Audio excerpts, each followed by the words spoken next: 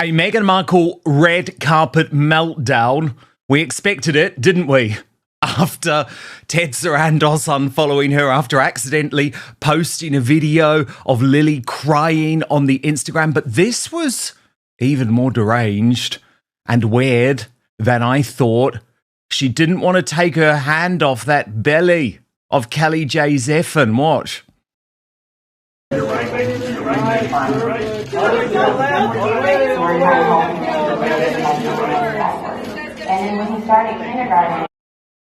As Hans posted, why is Meghan awkwardly grabbing her friend's belly? The same media that Harry keeps claiming is harassing her. She looks like she's smiling and enjoying every minute of it. Lights, camera, action. From according to Taz, OMG, Meghan is so desperate to be the centre of attention, she actually pushes Kelly's head away from her own body. Look how awkward that is. Meghan's literally trying to push Kelly's head with her own face. She looks nuts. Harry, Meghan's spare, said, "Am I the only one who finds this behaviour odd? This is a nearly 50-year-old woman clinging, posing and draping herself all over Kelly like it's a high school photo op. It doesn't come across as natural. It feels performative. For someone constantly preaching about authenticity, this kind of over-the-top, look-at-me energy says the opposite. Overcompensating? Much? And certainly this was a performance from Meghan. To me, when I watch this, it's like, everything's okay, everything's okay. Honestly, the Worldwide Privacy Tour continues and everything's okay. Watch.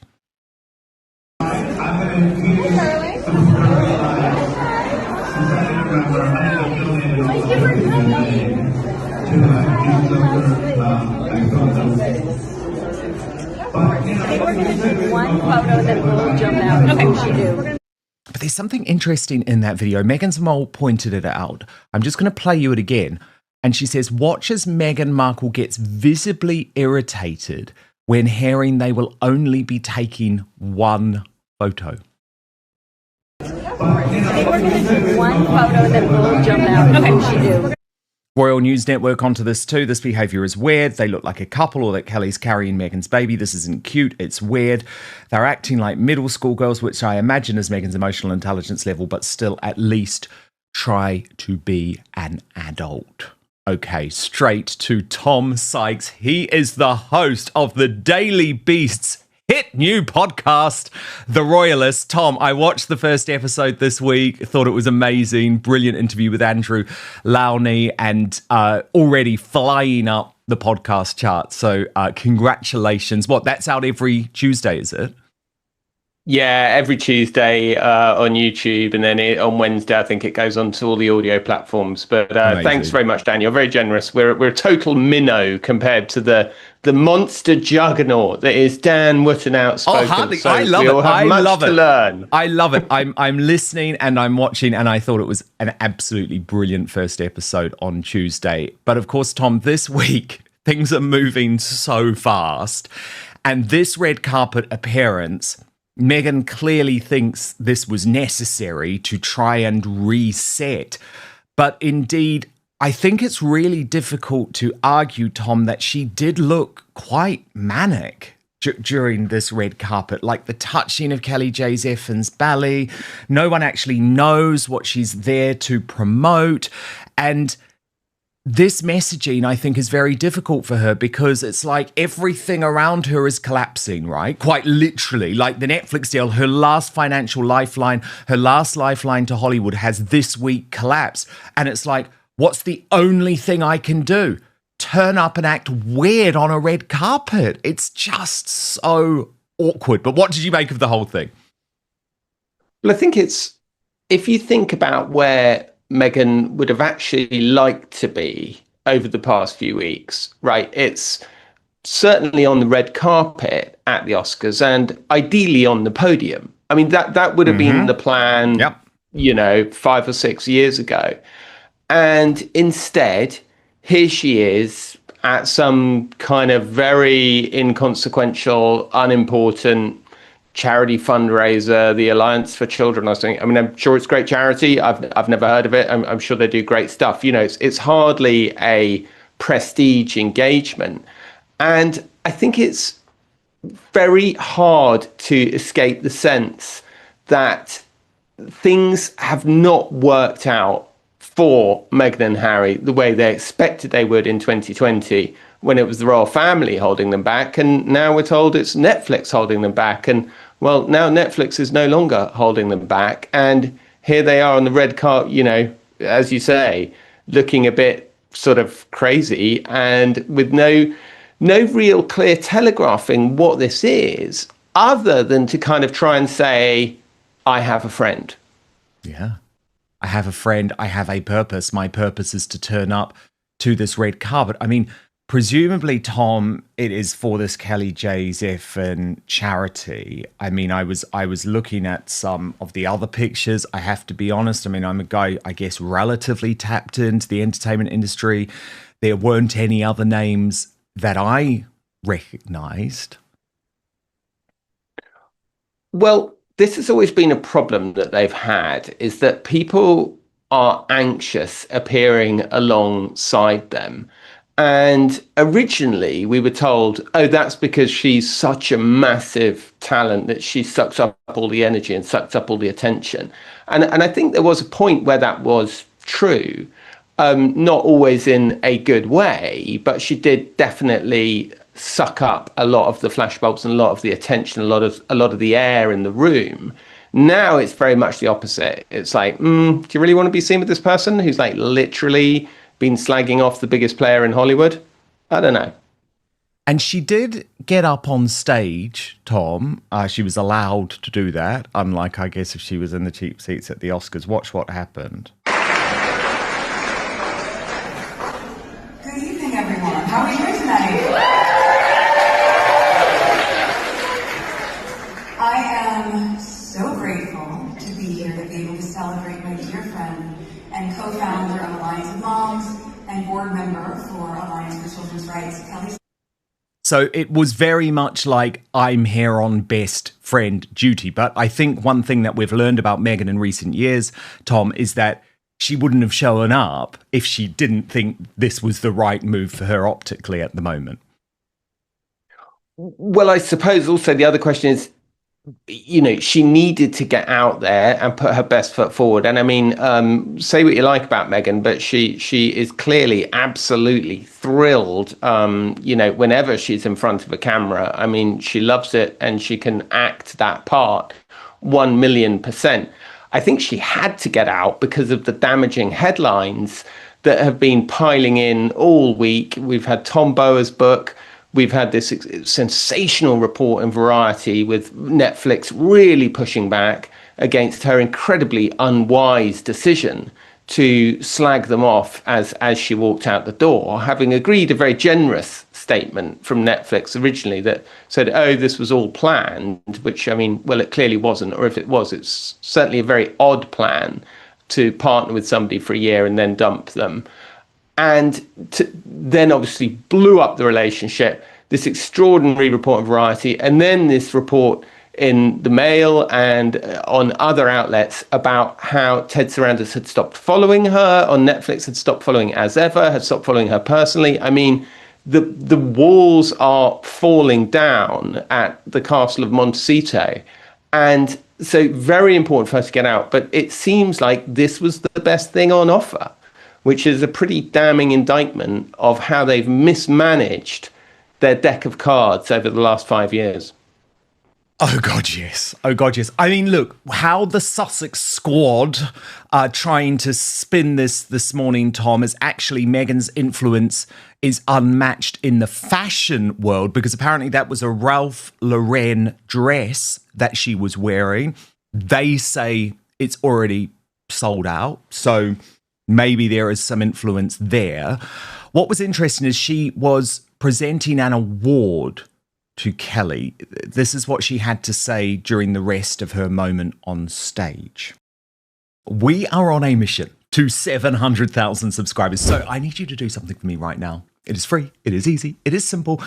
Just hit that subscribe button on YouTube. That's because over 50% of you watching this video haven't done that yet. Co-founder of Alliance of Moms and board member for Alliance for Children's Rights, Kelly Ziegler, as she is honored with the Francis M. Wheat Community Service Award. So many years ago, Kelly and 4 friends recognized the need to create a supportive community specifically for young moms who are in the foster care system. And from that idea, Alliance of Moms was formed. Now that moment and that idea has evolved into powerful programming that serves families and pregnant or new moms to equip them with the tools, training, and community they need for their motherhood journey ahead. Now, given that Kelly is a mom, she is an amazing one at that, it'd be easy to assume that this light bulb moment came when she became a mother. But if you ask her, she will tell you it began much longer ago. It began for Kelly not as a mom, but as a daughter. And I mean, again, I would argue, Tom, this is always really difficult for Meghan because you are really like the worst daughter in showbiz. Like, your father is currently undergoing examinations in order to receive a prosthetic leg in the Philippines. You haven't visited him. You haven't provided any money for his treatment. But clearly, in all of her public pronouncements at the moment, Tom, and we saw this with the video released this week of Lily, it's leaning into motherhood. Meghan wants us to see her as a mum first and foremost.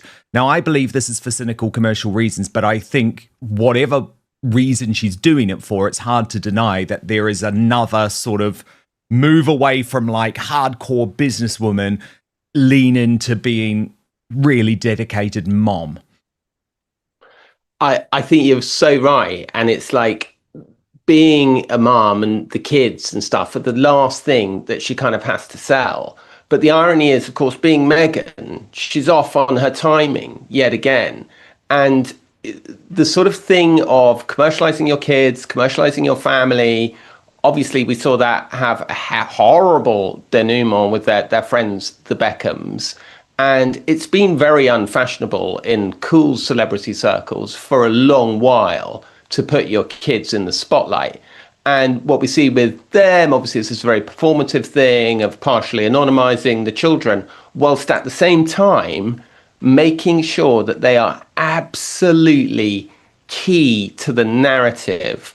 And I've made the point frequently that although we have not seen a full frontal view of their faces, because we've seen so many different angles of their faces, like the way that the human mind works, we don't need, and there's a million AI images of their faces, but we don't need AI to figure out. I know, and you know, Dan, just from looking at what they've released, and everybody who's looked at all those pictures knows exactly what those children look like, right? It's this kind of fake anonymizing of the children to kind of try and have your cake and eat it and pretend that you're incredibly concerned about the privacy of your children, while at the same time absolutely ruthlessly commercializing them while your husband denounces you for it. I mean, it's you couldn't make it up.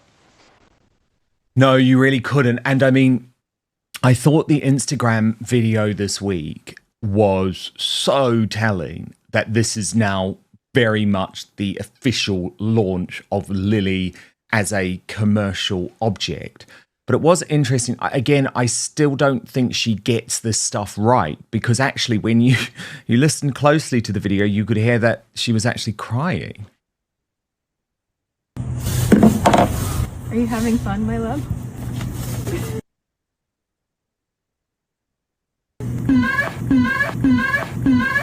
Archie.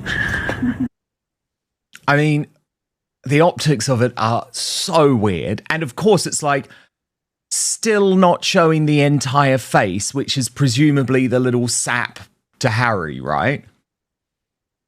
I don't know if Harry's really got any say in this anymore, because we know that Harry does not want the kids online, right? That's his opinion, that these are evil people farming your kids' brains, and that you need to be really careful before you put your kids' images online, because AI is going to steal it and going to take them. So I don't think it's Harry. I think it's actually considerably more cynical than that. And I think it's an attempt to sort of play both sides of the coin, to have your cake and eat it. and simultaneously commercialize the children and their images and their narrative and the family, and at the same time pretend that you are first and foremost a mother concerned with safeguarding your children and your children's well-being.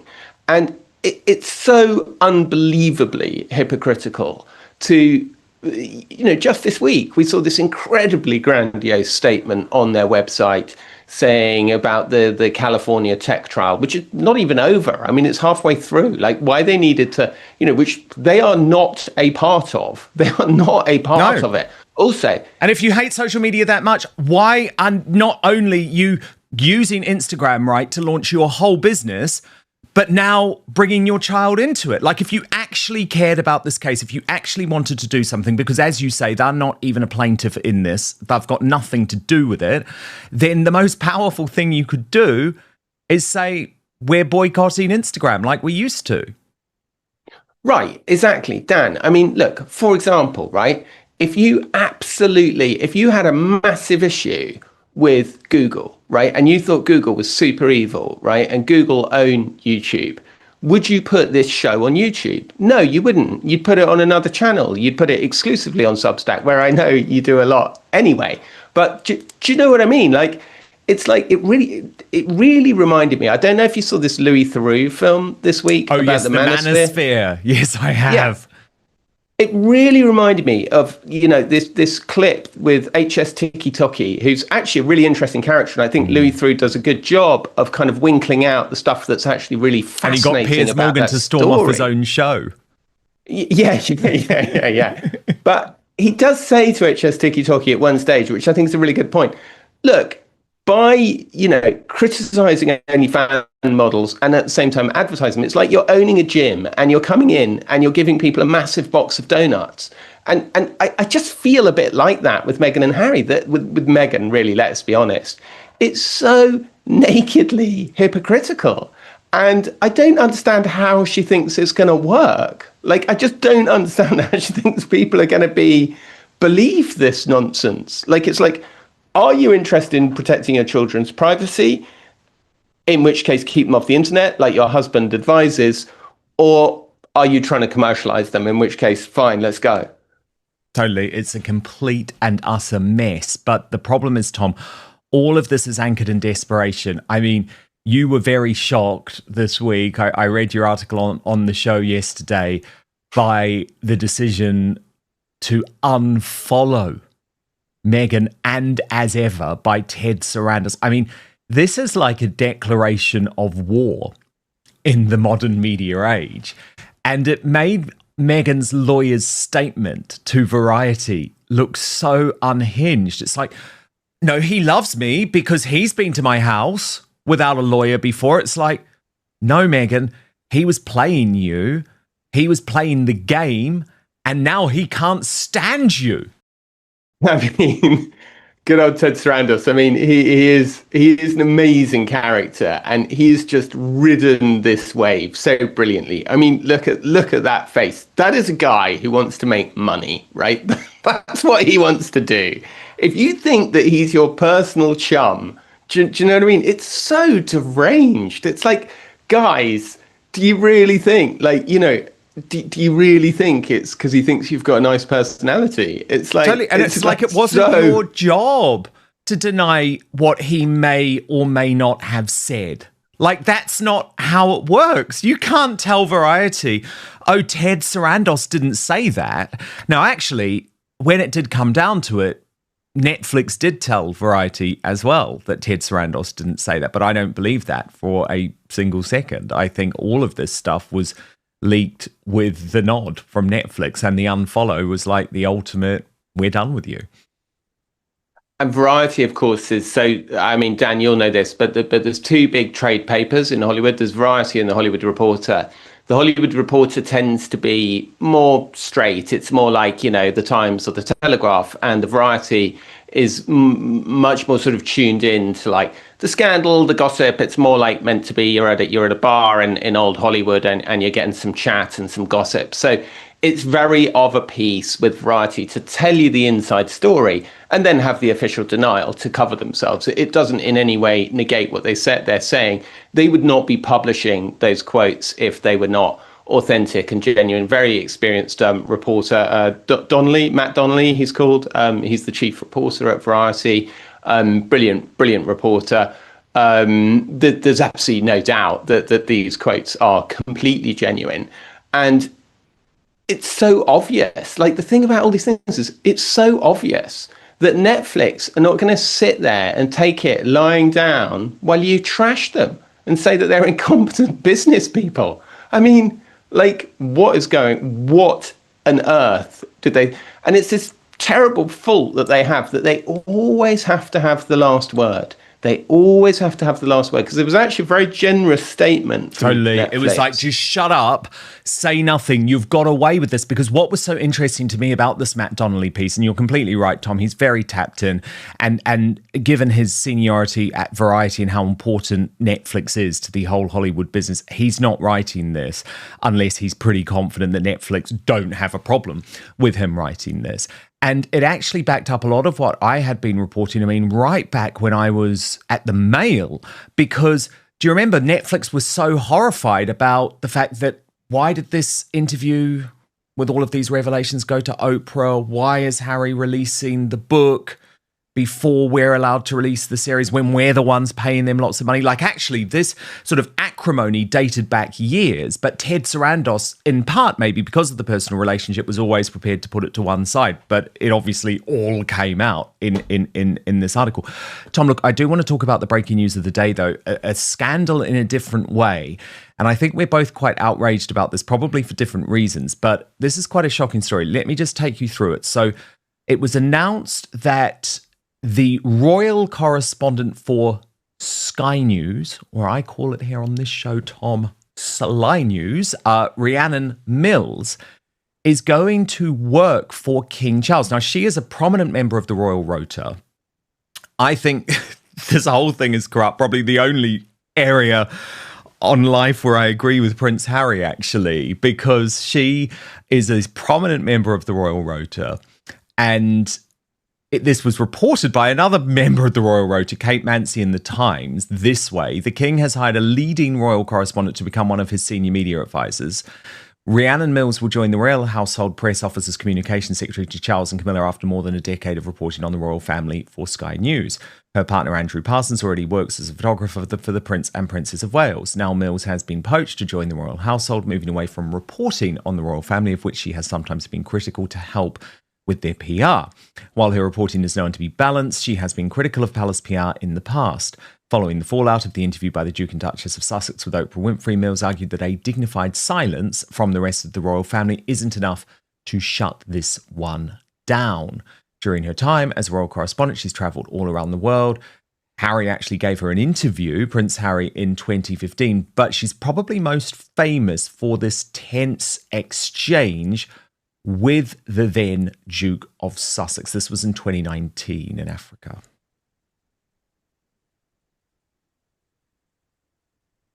That's your conversation. What do you hope to achieve through it? Ask them. Is that why it's important for you to come down and talk to them?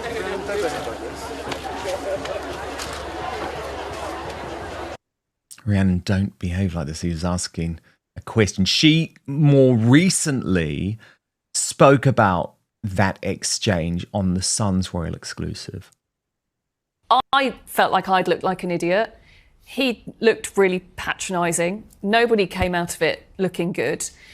Anyway, it all blew up with his team. They were livid. And then it was when we got back to Johannesburg, and it was in that evening that letter dropped, the 10-paragraph letter accusing the royal press pack of everything under the sun and saying, look, we're going to sue the Mail on Sunday.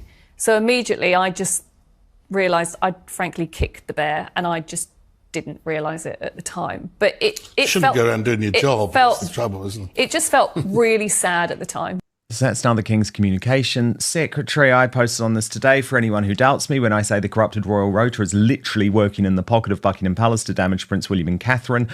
The King has just hired Sly News royal correspondent Rhiannon Mills. She is literally a member of the Royal Rota. Tom Sykes, your take. It's really disappointing. Rhiannon Mills is a well-known reporter. She's very competent. It's very disappointing. It's also pretty clear case of corruption from the King's office. Now, don't forget, Dan, you will know this, but some of our readers, especially international viewers internationally, might not know this. The King's press office is funded by the UK taxpayer. Okay, so its job is to put out information in a transparent fashion about what the King is up to, right? To keep us informed about what the King is up to. That's its job, and that's why it is funded by your taxes, is to do that job.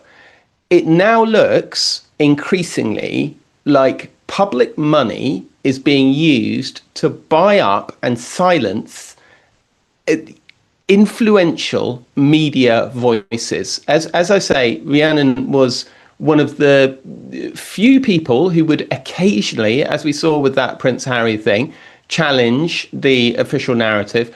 I think it's a very, very sad day for Sky News. I think that, you know, it's funny in this statement, they say, oh, well, Rhiannon's a brilliant digital storyteller. I mean, if Sky News has failed over and over again when it comes to digital storytelling, I know you go on their YouTube channel now, they probably have 1,000 or 2,000 people watching live, that massive organization. You know, I'd say Dan Wootton Outspoken is a way bigger media brand now than Sky News. Like, genuinely, I really would. And I think that it's a really interesting indictment of what has happened to these legacy media brands.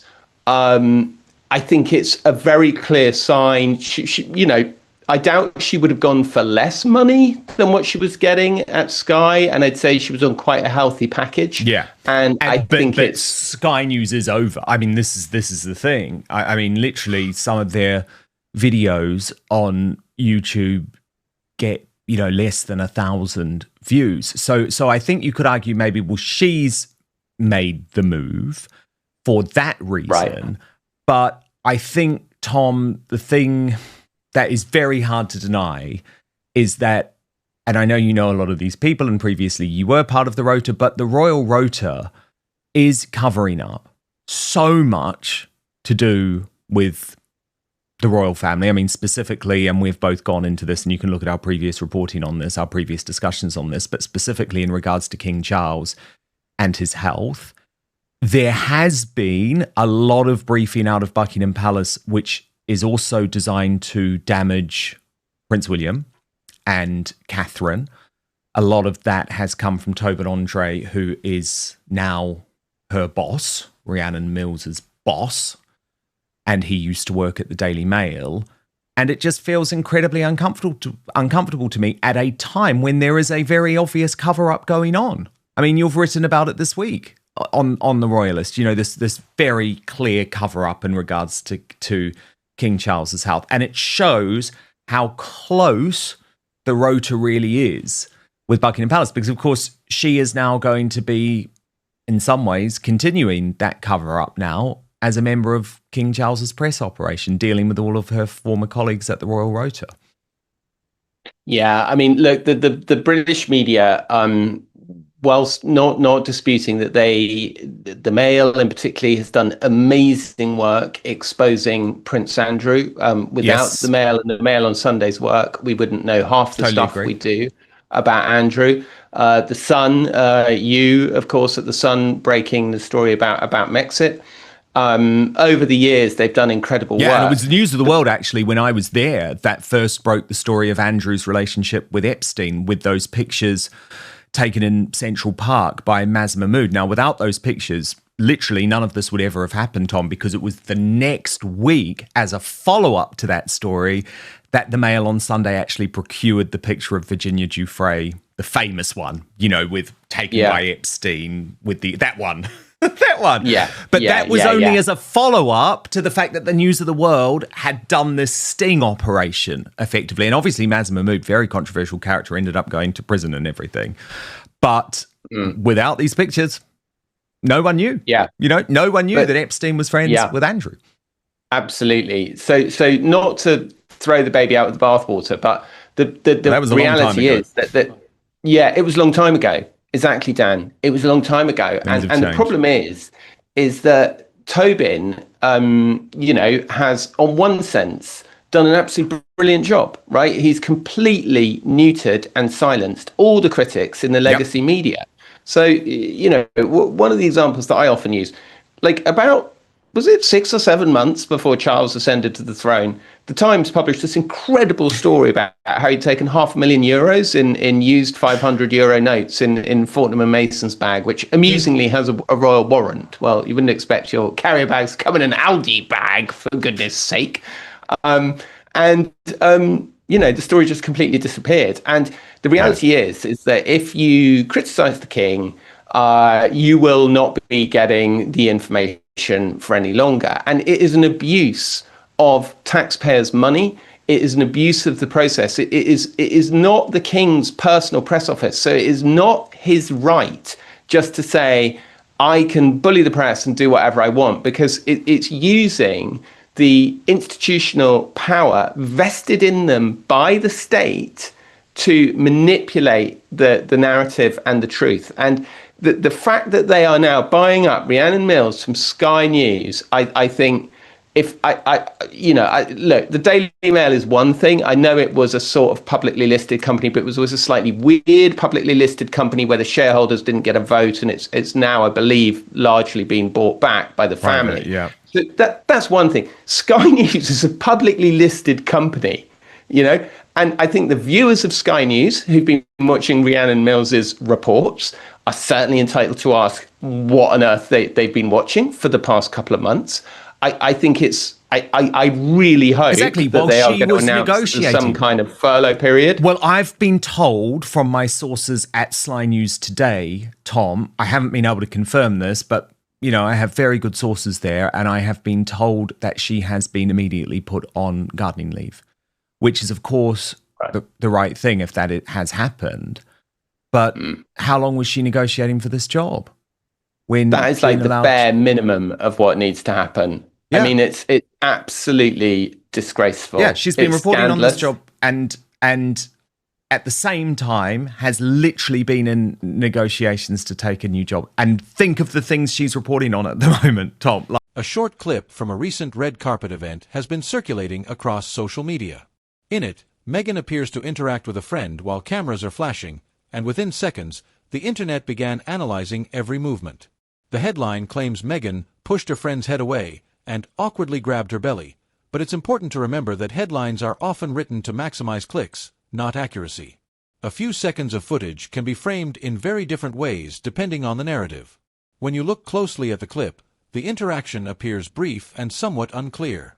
What some interpret as pushing could also be a quick gesture to reposition for photos, or simply a reaction in a crowded environment. Red carpets are fast-paced, chaotic settings. Celebrities are constantly being directed by photographers, adjusting positions, and reacting to people around them. What might look unusual in isolation can actually be completely normal in context.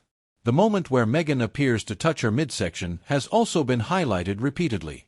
However, this could be something as simple as adjusting clothing, reacting to posture, or making a natural movement that's being overanalyzed. Short clips like this are often slowed down, zoomed in, and replayed multiple times. This can make ordinary gestures seem more dramatic or intentional than they really are, especially when paired with a sensational headline. Once a clip like this goes viral, it spreads quickly. Different accounts add their own interpretations, captions, and theories, which can amplify the story far beyond what actually happened in the moment. As a high-profile public figure, Meghan Markle is constantly under scrutiny. Even small, everyday actions can be turned into major talking points, especially when there's already strong public interest in her behavior. A lot of these videos rely on body language interpretation, but it's important to remember that body language is not an exact science. Without full context, it's easy to misread intentions or emotions. When a headline uses words like meltdown or crazy, it creates a narrative before you even watch the video. This framing influences how viewers interpret what they see, often leading them to notice things that support the headline. What we can say for certain is that the clip shows a brief interaction during a public event.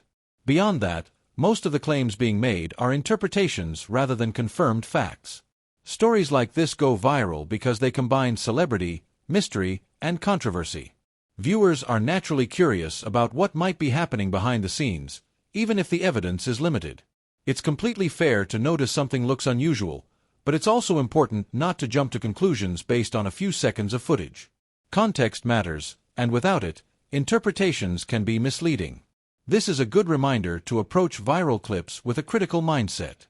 Ask yourself, am I seeing the full picture, or just a moment that's been edited and framed in a certain way? So what do you think? Was this just an awkward red carpet moment, or is there more to the story? Let me know your thoughts in the comments, and don't forget to stay curious, but also stay critical when it comes to viral headlines.